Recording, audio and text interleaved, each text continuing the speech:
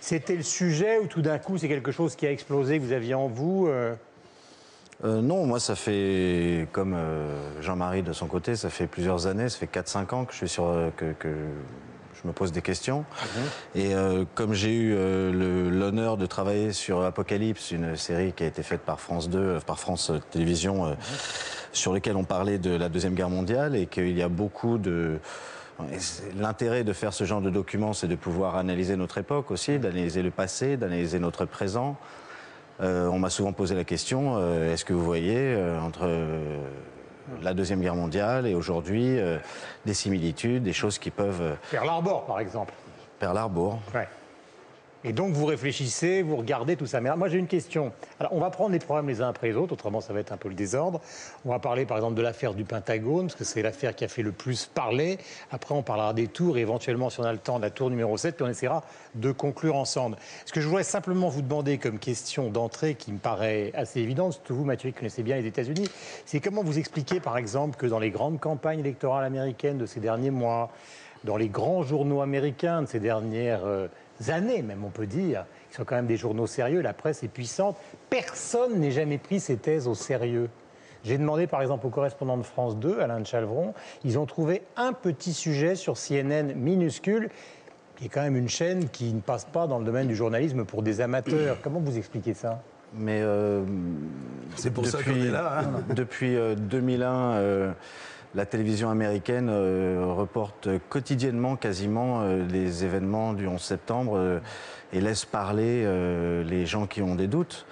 Et qui s'expriment massivement sur Internet. Et qui s'expriment massivement, pas seulement sur Internet, mais aussi sur CNN, sur toutes ces chaînes dont on n'a pas, qu'on n'a pas en direct à la télé française, évidemment, on ne les voit pas en direct. Il n'y a jamais eu de grands débats dans les chaînes de télévision. Bien sûr, bien sûr. Sur les chaînes nationales, NBC, bien sûr, vous savez, il y a tous une partie de...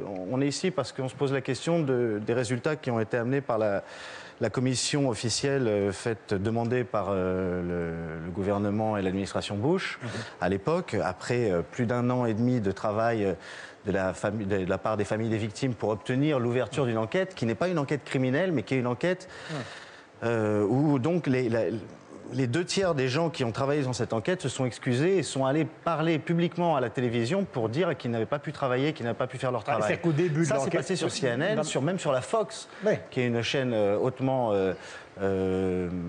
affiliée à Bush, à l'administration Bush. Ça fait partie des sujets de discussion, évidemment. Comme ici, comme un peu partout, les gens qui remettent en cause la version officielle sont tout d'abord traités d'une manière extrêmement violente, extrêmement vindicative. Il y a des gens qui ont perdu leur travail, il y a des gens qui ont perdu leur carrière. Ils n'ont pas perdu la vie comme ceux qui étaient dans les avions. Certains n'existent plus aujourd'hui. Certains témoins qui apportent des éléments extrêmement troublants n'existent plus aujourd'hui. Qui ?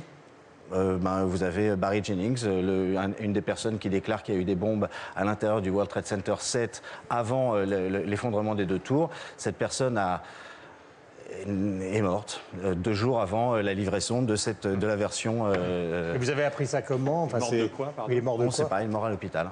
Oui, mais il est peut-être mort d'une crise cardiaque. Tout à fait. Oui, donc c'était un doute. Alors moi, je voudrais... oui, bien sûr, ça fait partie Alors, des... Jean-Marie, commençons.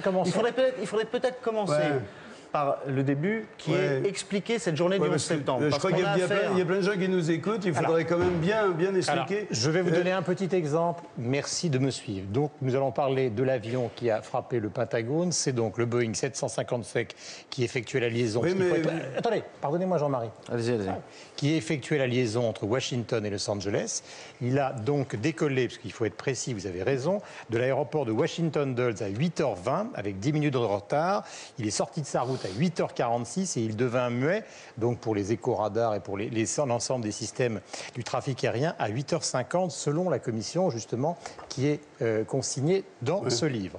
La dernière transmission radio a eu lieu à 8h51 et la première anomalie fut constatée à 8h55 et puis donc l'enchaînement que vous connaissez avec la frappe du Pentagone. Je voudrais qu'on découvre le sujet consacré à ce Boeing et à l'affaire du Pentagone avec les 2 versions, celle qui ressort de ce rapport de la commission d'enquête et l'autre version qui est celle de ceux qui la commentent depuis qu'elle existe, cette fameuse commission. Regardez. Pour beaucoup beaucoup de ceux qui ne croient pas à la thèse officielle, ce n'est pas le Boeing du vol AA-77 qui serait entré en collision avec le Pentagone. Le choc n'aurait provoqué qu'un trou de 5 mètres de diamètre sur la façade pour un avion de 40 mètres d'envergure. Comment ? Par exemple, des réacteurs de 2,7 mètres de diamètre, lancés à 850 km/h, ont-ils pu ne laisser aucun impact sur la façade. De plus, on ne verrait sur les lieux de l'accident ni trace d'aile, ni de réacteur, ni fauteuil d'avion. Plus troublant encore, aucune caméra de surveillance n'a pu filmer l'avion alors que le Pentagone est probablement l'immeuble le plus surveillé au monde. Enfin, les sceptiques doutent de l'aptitude d'un pilote amateur à effectuer une manœuvre aussi compliquée que celle qui consistait à se cracher sur le Pentagone après un vol à 6 mètres du sol à une vitesse de 850 km/h sans jamais toucher la pelouse.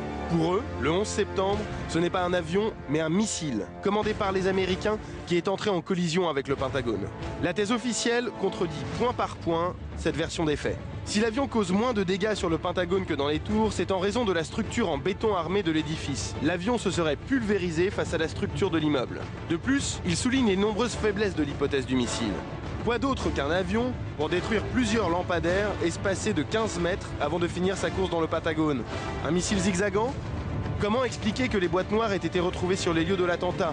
Comment comprendre que des dizaines de témoins aient vu passer un avion au-dessus de leur tête? Et enfin, si l'objet volant n'était pas l'avion du vol AA-77, pourquoi des effets personnels, des traces d'ADN de tous les passagers et des cadavres de victimes ont été retrouvés dans le Pentagone? Pour les tenants de la thèse officielle, si manipulation il y a, elle est plutôt le fait de ceux qui défendent la thèse du missile envoyé par les Américains.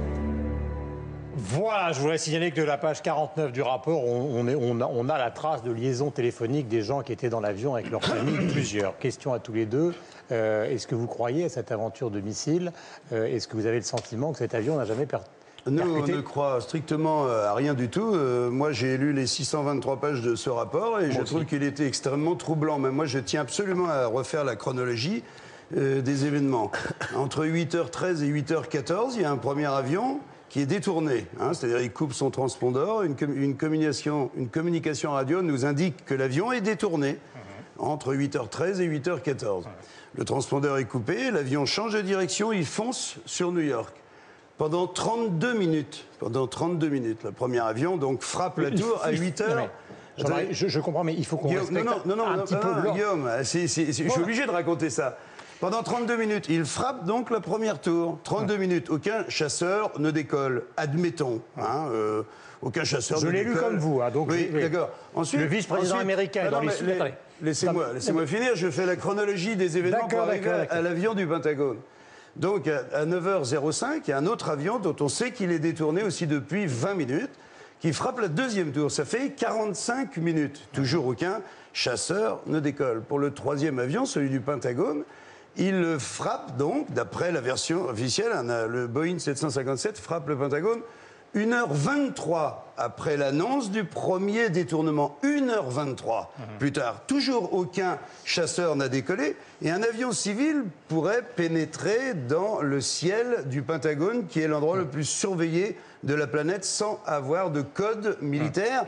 Ça semble absolument invraisemblable. Ensuite, il y a un quatrième avion, je termine, qui s'abat sur Charlottesville avec donc les otages qui, c'est raconté là-dedans, presque comme s'ils y étaient.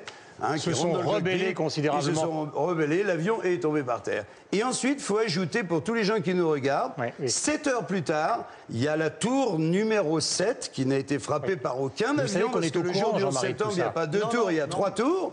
7 heures plus tard, la troisième, l'immeuble VTC 7 s'effondre pratiquement à la vitesse de la chute libre, avec tous les secrets de la CIA à l'intérieur. C'est très important parce que moi, des amis encore aujourd'hui me disent, mais ah bon, il y a une troisième tour qui est tombée? Oui, cette troisième tour ne figure pas dans cette version officielle. Alors, je voudrais qu'on prenne dans les questions qu'on vous pose. C'est tout ce qu'on dit, nous. Oui, non, mais non, pour l'instant. On a évoqué la chronologie. Je voudrais qu'on revienne à la question. Est-ce que sur l'affaire du Pentagone qu'on vient de voir, et là, c'est une conversation collective, est-ce que vous croyez à cette idée du missile? Est-ce que vous croyez que l'avion dont on a décrit le vol tout à l'heure ne l'a pas percuté? Je ne crois strictement rien. Je demande simplement à tous ceux qui nous écoutent de dire, est-ce que vous trouvez troublant qu'une heure 23, après que l'Amérique sait qu'elle a des avions détournés, un avion puisse venir jusqu'au Pentagone? Moi, je ne suis pas du tout un expert du 11 septembre. Frédéric Bonneau.